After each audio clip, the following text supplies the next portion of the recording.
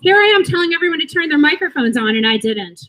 I am Marcella. I'm the resident unicorn at the Palette community, and I'm so excited to introduce this panel. It is called Women Are the Leaders. Yes, we are. And this is really the jewel in the crown of Women's Equality Day 2021. No pressure, you two. But we're so excited to have them here and to really have a conversation between Sujata and Denise about leadership. Because this applies to all of us, whether you're leading a company, a business, or a human family of children all over the planet, keeping them alive. Okay, I'm going to turn it over to the two of you. And if you want to just introduce yourself and tell the universe a little bit about who you are, you don't have to say how amazing you are, because I know both of you are very humble. Just a little bit about who you are, and then if you want to just start chatting. Well, thanks everybody, and happy Women's Equality Day.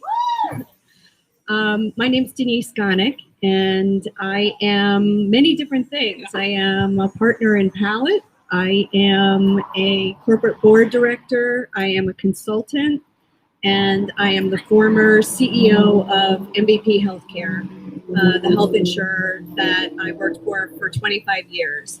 I'm also a lawyer by training, I am a wife, and I am a mom to 2 girls. So that's me in a nutshell. Sujata? It's going to be hard to top that one, right? So I'm Sujata Chaudhry. I'm founder of Tangible Development. It's a consulting company. We're a diversity, equity, inclusion firm. We're based in Latham, but we're very fortunate and blessed to be doing this work, especially given what's going on in the world right now with all the pandemic and the protests and the politics, and recognizing the need in our communities, in our workforce, in our organizations. So feeling very honored to be a part of creating change for companies as well as for people, more importantly, right? Because people mean everything to the organization. So we're based in Latham, like I said. We're 10 people strong, in the process of hiring. And we're 10 years, like I said, strong as well. And let me see. So I've kind of had a journey myself. Was with the Navy at one point, and then went from the Navy into private industry. I was with IBM and Tyco and AMP, and then kind of made my journey from there into nonprofit, and worked with nonprofit organizations, and then launched Tangible Development. But really, the impetus behind it and the business plan for the company came from just my personal experiences as a woman of color, as a woman in general, being in the corporate world, having lived all over the world, speaking different languages, coming from a very different background. But with that being said, I'm also a mother of 2 children. I have a 26-year-old daughter and a 23-year-old son, been married 30 years, and very happy to be here, and thank you for having me. Why don't we start by, I can't help but reflect on the events of this week, and I'll share a personal one and maybe one that we can all relate to, and maybe the personal one we can all relate to too. On the personal side, I dropped my youngest daughter off at college on Monday in Washington, D.C. She's a sophomore at George Washington, but because of COVID, that normal transition had been delayed a year because of remote schooling. And so I find myself now transitioning into being an official empty nester, which is new. And then on the more global setting, we have a new governor in New York State, and she is a woman. And she's a wonderful person, Kathy Hochul, and that's been really a long time coming. And I think that that's really exciting. It's not lost on me that she wore white when she was sworn in, and that there was an official Happy Women's Equality Day message coming from the governor's office today, and that something like a dozen landmarks within New York State are going to be illuminated in purple and gold in recognition of that. And so it's one of those moments where you pause, wherever you may be on the political spectrum, just to acknowledge that here is a hardworking person with, by all accounts that I've heard so far, has a very open management style and is encouraging of many opinions, and seems to be charting a new course that I think a lot of us are really looking forward to. And to finally be at this moment, feels really special and exciting. Yeah, and I completely agree with you, right? So for us also, it's been a moment and a point of joy because the governor's office actually reached out to us, and we're possibly going to be doing some work with them around diversity, equity, inclusion. And it just makes my heart so happy to know it's going to be under the leadership and the support of another woman, right? This work has been something that we have been talking about as a state and as women in employment of a state.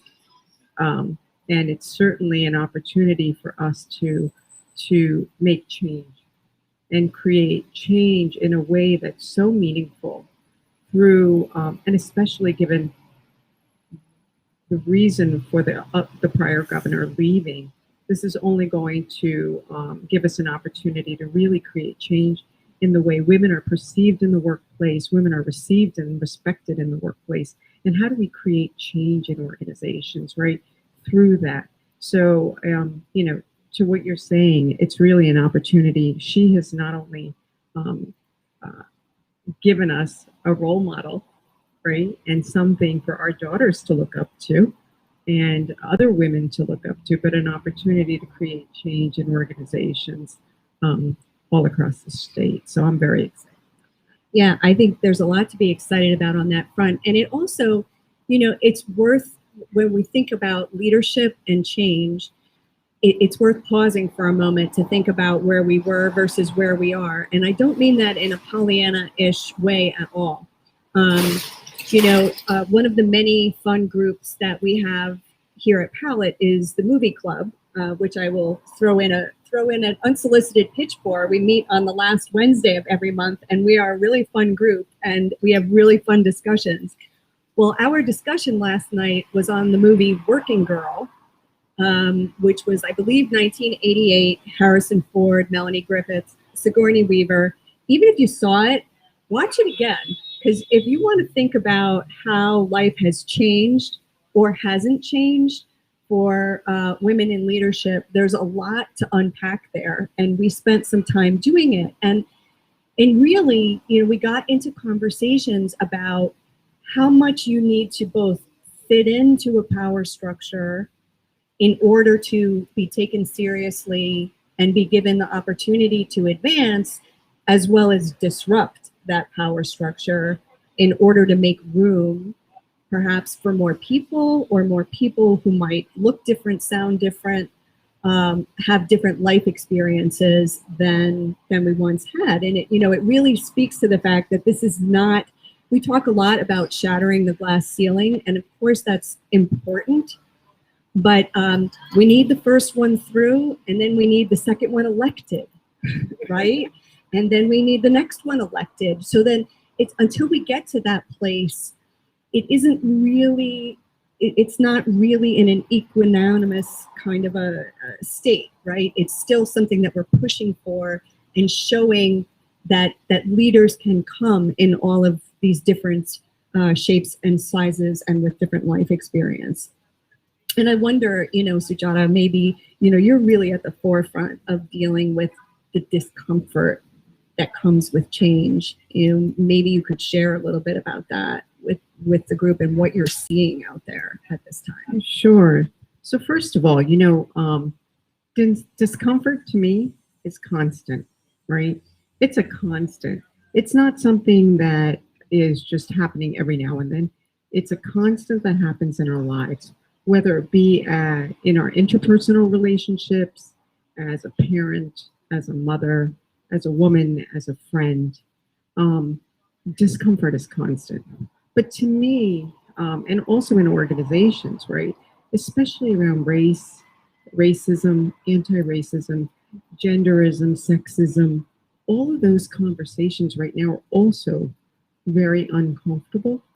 But that discomfort needs to be had to be able to move forward and move into a space where you can start to actually feel comfortable to have the dialogue that's going to create the change in our worlds, in our interpersonal relationships. And to me, without that discomfort, I feel like it's status quo, right? And status quo doesn't create new leaders. It doesn't push the envelope. It doesn't create that sense of like, oh, maybe I need to really be introspective about who I am as a person, as a woman, and as a leader. And so for me, discomfort is an opportunity for me to be a better leader because it forces me to A, reflect on who I am as an individual, as a leader, and then also reflect on what am I doing to help others not feel uncomfortable? What am I doing as a leader, as a person, as a woman, to not only feel uncomfortable myself because now I'm changing and I'm listening to others' perspectives, but how am I also helping them navigate that conversation? Because those conversations are constant in industries. I was just telling Denise when we were sitting up there, right now, the number one conversation around discomfort is around dialoguing about these issues: ableism, sexism, racism, genderism, all of those things, right? And so the number one thing we're doing right now, aside from helping organizations create system changes, right? Reviewing policy practice, that type of thing, but really around having conversations that are uncomfortable in the workplace because our workforce is demanding it. Our people are demanding, our communities are demanding it. Women are demanding it, right? And so we do a lot of work now. That's what we're seeing is around having those uncomfortable conversations that we can then come to a place of recognizing different perspectives, respecting them, and then coming to resolution about how do we create that acceptance and change to move forward. Yeah, and you know, if you think about it, I'm sure when we both started out in corporate America, you did not talk about these things, right?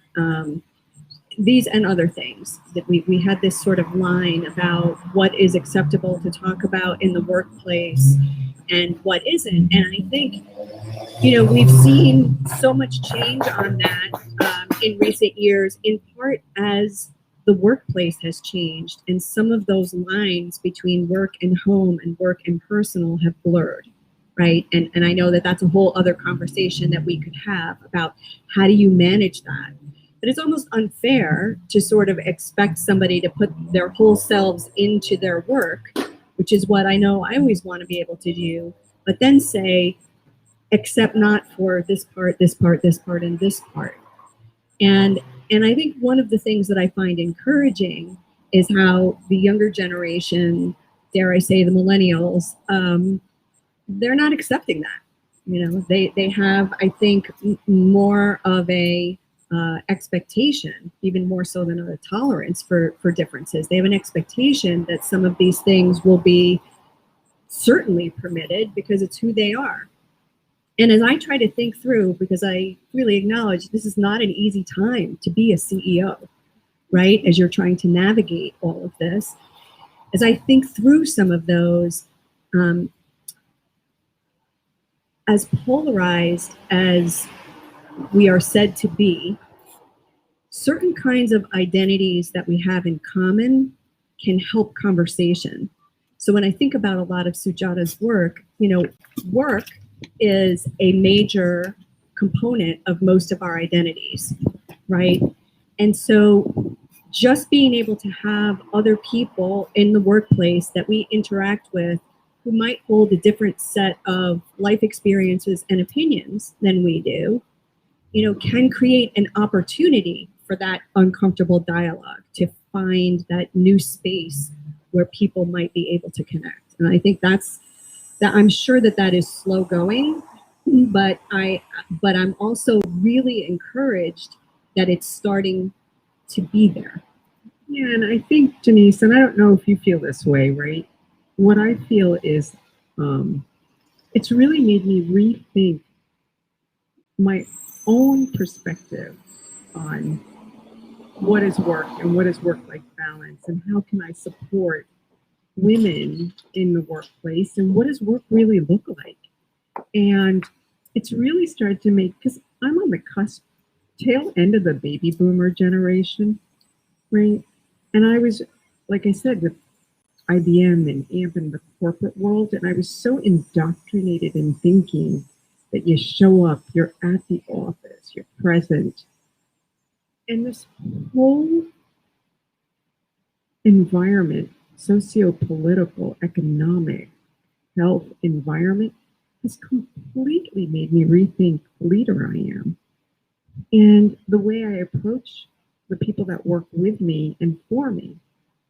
And, and it's interesting because I step back and I say to them, and it's become more and more of a conversation that to me, you are in a place, and I don't know how you do it. I have employees who are parents of 4 children, 2 little children, newborn babies, and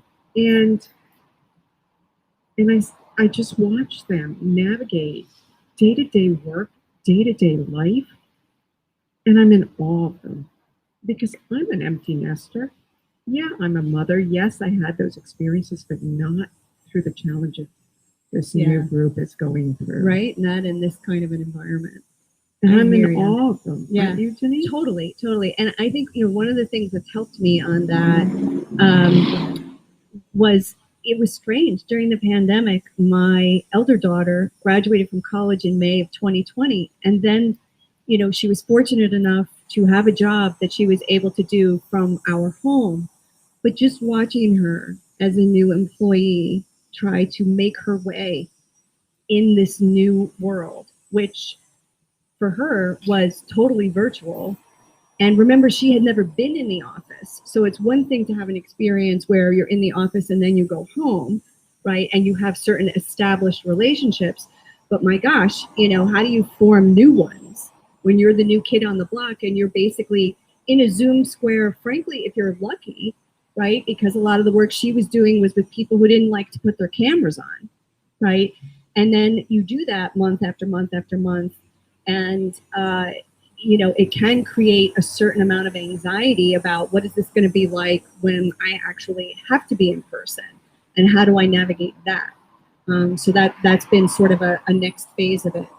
And, for myself, COVID sort of coincided with, it happened like 2 months after I left MVP. So I was still kind of like trying to sleep, and I hadn't even we were about to embark on travel and a whole bunch of things that a lot of people would typically do when they're leaving something like that before going into something new. And so it had this sort of crisis feeling to it and this reinvention. I mean, I feel like the workplace, work in general, is in the process of an ongoing reinvention right now. And I think that some of the differences in expectations between, say, millennials and, the baby boomers as a classic comparison, that some of those dialogues were starting to happen before, right? Because like Sujata, I grew up professionally with, you are there. If you want to be taken seriously, you are there. You're not there 9 to 5. You're there till whenever, all the time, around the clock. You're there on vacation. You're there on weekends. And I do think we have to come to grips with the fact that our kids probably saw that and said, I don't want to do that. I don't want to do that. And surely there must be some other way for me to prove my value. And that is where it gets really interesting, right? Because now we're going to talk about things that actually matter to the company, for example, and not just for show. So I'll share that one of the things that I was working on this past year, a part of a forum through the Health Evolution Group, which is a group of private sector health CEOs that work on issues of making healthcare better, making the system better, even without, government intervention. Well, our major focus for our forum group was health equity, right? And in the true spirit of you can't manage what you don't measure, if you don't measure the impact and outcomes based on people's race, ethnicity, gender, and economic status, then you're not getting a true picture of what they experience, right? So the classic example is maternal mortality rates for women of color, which are something like 250% higher than they are for white women. Well, if you don't measure that, how are you ever going to start getting at the underlying causes of it? So that group is putting out, they've been developing a pledge that they're asking healthcare organizations to sign on to begin collecting this data as a first step so that then they can move into changing those outcomes. And like these uncomfortable conversations, you have to become aware of it first. It has to move from anecdotal into, okay, here's the data. We make our business decisions based on data. And by the way, equity is a quality measure from a health perspective, right? And that's not new. So of course we should be looking at this. But I also think it was a fear factor, right? Yeah. People didn't want to know the truth. Yeah. They didn't want to know that there were barriers in their organization for women of color to receive health care at the same rate as women that were not of color, right? And so that's why we embarked. And I have to tell you, from a personal story, right?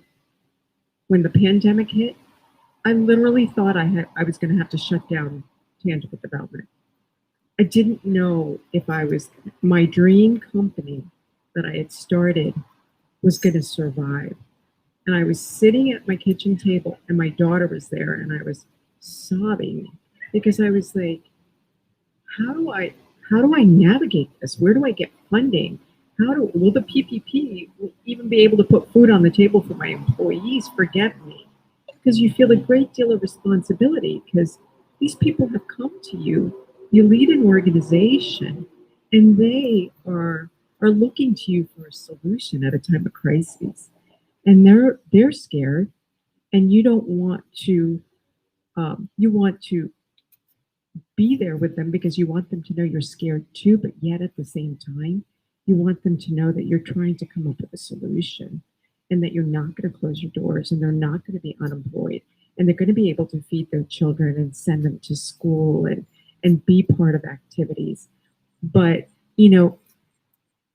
we, for some reason, because of all of this, companies started to recognize the value of what we were doing, which always existed, but they just weren't seeing it. And that was the fear factor that I'm talking about, right?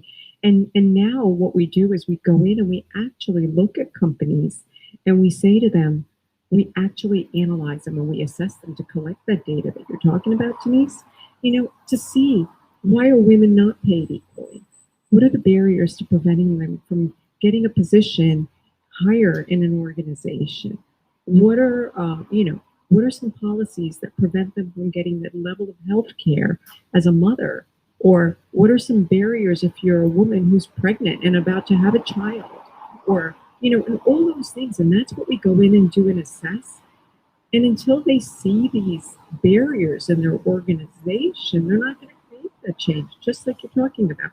But I think that fear factor is being questioned, and people are looking for transparency now in order to trust you. Our millennials, our workforce are looking for answers to questions we weren't willing to answer before. That's really well put. And I think the fear factor there was probably huge. And just the acceptance of a social construct where, you just don't question certain things. The other thing I would say is that, for us as women, I hope that on a day like today, we can think about kind of the full spectrum of our participation in our community. And so by that, I mean, we talk about our experience as mothers because that tends to be a very defining part of our lives. We also talk about our work because that tends to be a very defining part of our lives. But I really, my hope for us all is that we have full participation in all aspects of our lives, social, political, personal, that you can, this continual reinvention that we've all just been forced to go through, I think through COVID, and that many of us tend to go through by raising children and then having them go out into the world. And traditionally in corporate life, maybe you had even a traditional retirement, even that's changing for a lot of people. I'm a classic example of that. You have more of a third act than an actual retirement, right? And then how do you make your way? Well, one of the things that I shared that I'm doing now is corporate board work. Why am I doing that? Because we talk a lot about getting women into key political roles. We talk about getting women into the C-suite. We need to have more women in corporate boardrooms because a lot of decisions get made there. A lot of questions get asked or don't get asked there, right? And that has been, very candidly, mostly a network-based so-and-so refers their friend so-and-so who refers their friend so-and-so to get on those boards. There's a lot of attention that's being paid to that now. There's a lot of different kinds of boards, from classic publicly traded board that's going to be held accountable in lots of different ways through the SEC and through the stock market and things like that, right on down to smaller boards, family organizations. The governance, that behind the scenes work that happens, is something that I think women are uniquely qualified to participate in, because we tend to be like the corporate boardrooms of our lives and of our families, where we're used to dealing with this wide variety of decisions. And I think our voices have been absent, and they need to be heard there. So I'm encouraging everyone listening to think about that as they think about the arcs of their careers as well, because there's many ways to participate.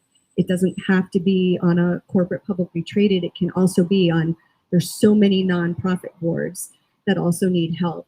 Religious organizations, educational organizations. Those are the things that we rely on to make our communities vibrant. And all of our participation, I believe, would lead to a more fully realized society.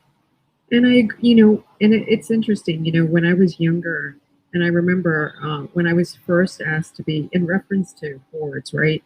When I was first asked to be on a board, I was like, yes. Because I was just so honored to be asked, but I never asked them why they wanted me, nor did I even take the time to understand what were they trying to achieve by as an organization. I was just so beside myself happy that they asked me. As I've seasoned in my career, as I've seasoned in board roles, now it's like I step back and I say, what value do I, first of all, want to bring to them? What is this board about? And does it speak to who I am, my mission, my vision, my values as a leader, as a woman, as a contributor? And and I sit on nonprofit boards, I sit on hospital boards, similar to Denise, right? So we sit on all these different types of boards. And I think, okay, some boards really speak to my passion as a person right here, right? And other boards really speak to how I want to change the workforce and how I want to change organizations. Other boards speak to me from a community standpoint, right? How can I change communities, families, areas, geographic areas, urban areas, rural areas, marginalized areas? And so, now I have, the opportunity to create that change from a leadership standpoint. So all I can say to you is take an opportunity to join a board. And sometimes it might just be to have exposure, and then from there you can start to kind of mature and season and learn from that. Don't you think, Denise? Absolutely. And they're a lot like families. They're all different. Both, as Sujata is saying, the mission of the organizations may be different, but the people who are around those tables, and they still tend to be tables, it makes a real difference who's in the room. It's the old Hamilton, the room where it happens. That is where a lot of things happen. And that tends to get overlooked. There is data that shows that in organizations where there are greater percentages of women in the C-suite and on the board, they have better results. So, it shouldn't be required to have to show that to get to a place of equanimity, but there is data that shows that as well. So it's just something to think about as you think about all the different ways to engage in your community. I have to share, there's a book that is coming to mind that it's not a new book, but it's one that I read recently, and it's called Composing a Life by Mary Catherine Bateson. And it was actually written in 1989. And it really kind of gets at a lot of the things that we're talking about. And it's interesting that the book is 30-something years old, right? She happens to be an anthropologist.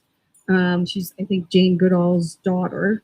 So, she was exposed to a lot of different ways of thinking as she grew up. But she looks at, over the course of her book, 5 different, they're friends of hers, but women's lives and how they change over the course of time. And this concept of fluidity and change and kind of moving through that perhaps with grace. It must have been very new when the book first came out, but it strikes me, if you do happen to pick it up, it's very relevant to the world today. This continual, and I'm thinking about, in particular, many of our entrepreneurs that are out there who had to make changes during COVID, who might have made even bigger changes than they were intending to, right? Because of the way everything just changed on a dime in a way that we don't really socialize that it will. It's a great read. It's one of those that's almost meditative to say, okay, yes, this is a continuum, and what is true today may not be true tomorrow, and that's okay. There are other things that I can do. Yeah, and I'll have to pick it up, Denise. Yeah, Thanks for the recommendation. I actually just finished The Happiness Advantage. Have you read that one? I have seen that one. I haven't read it. Yeah, so it's by a Harvard professor, and the name escapes me. But it's such an interesting book because it really is a perspective shift on what happiness is, right? And how do we strive for happiness, and how do we look at it? And it was just interesting because, as women, we're constantly striving for perfection. And I think we beat ourselves up when we can't be perfect. Yeah. And he talks about this, about students at Harvard, women at Harvard, and they're not appreciating that they actually made it to Harvard. They're thinking about, well, what am I going to do next? What am I going to do next so that I can think about, because I already just achieved a goal. Revel in it. Revel in the moment. Revel when you reach a point and a milestone and a success, right? I think we tend to get into these cycles of perfection and what's the next thing and what's the next thing that we forget. And they weren't celebrating that as women. They made it into Harvard. And so it's an interesting book. And he's got a lot of data to prove. And I'm a statistician by trade, so it kind of resonated with me, the numbers too. So, but really, it's a great book to read. That sounds like a good one. And you know what that reminds me of? I used to share on a lot of panel discussions that while this is a generalization, I have found it to be true that if you put up a job posting for a promotional opportunity, most men are undaunted about putting their resumes in, whether they meet 3 out of the 10 qualifications or less. if not more. Whereas I can't tell you how many women I have mentored over the years that would say, well, I meet 8 of them, but I don't have the ninth and the 10th. And so I don't know if I would be ready to do the job. And there's obviously something there in how we're all socialized, I think, that maybe helps us, that it does tend to be true. Again, I'm recognizing these are generalizations, that a lot of men, and I saw this in business, if they have something not go their way, they have a tendency to pick themselves up and brush themselves off and keep going. Like, just, they leave it all on the field. That's it. We're competing. That's it. And then I'm going to go home. Whereas we do tend to ruminate more. We do tend to worry that we're not, hitting everything as perfectly as we need to. And I do think that is, a challenge, that in a way that we can all help each other to overcome that. There's a difference between being prepared and being perfect. Nobody's perfect. When I became a CEO, I hadn't been a CEO before, Right. So everybody has that first time, but there's something to be said for cultivating that confidence and feeling that level of happiness and satisfaction with what you've achieved. That was one of the last things I said to my daughter when we left her on Monday was, you're doing a great job. Have a little fun. It's okay to have a little fun now. Yeah. Yeah, fun's a good thing, right? My husband and I just got back from Wyoming, Montana, and it was really a great experience. But it's not a gross generalization, Denise, because about the job descriptions, especially in our, again, that perfection concept that we have in our heads, that we always are, as women, are trying to achieve, but it's not a gross generalization. We actually go into organizations and we look at their job descriptions.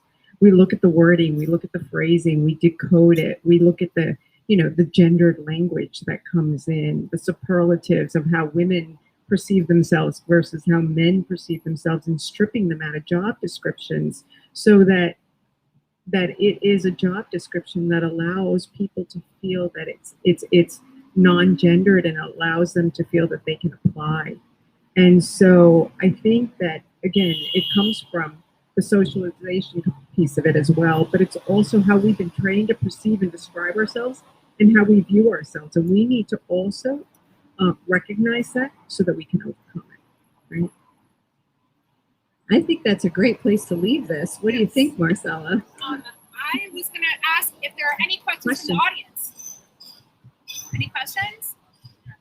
How did you, if you don't mind sharing, when were you invited to be on your first board, and how did that go?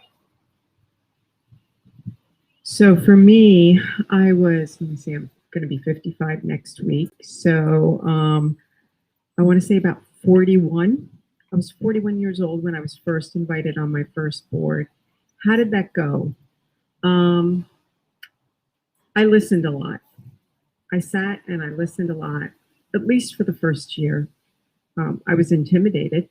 I was scared. But then I started to say, wait a second. I was thinking what he was saying. I should have said it. Why am I not saying it? And so over time, my confidence grew, my ability to speak up, flourished. Not that I'm a shy person, in case you can't tell, but it's intimidating when, first of all, you're one of 2 women on a board of 30. Second of all, you're the only person of color. And, it was, but over time, you learn that you'd be shocked at how much you know and how much you contribute. And you just have to give yourself that opportunity to really share that. Yeah, likewise. For me too, I was in my 40s. I was not a CEO at the time. My first board was an academic board, and that was a really good experience because, like Sujata, I did more listening than talking in the beginning, but academic boards tend to be a little bit more enlightened when it comes to having some diversity around the room. So I was not the only female.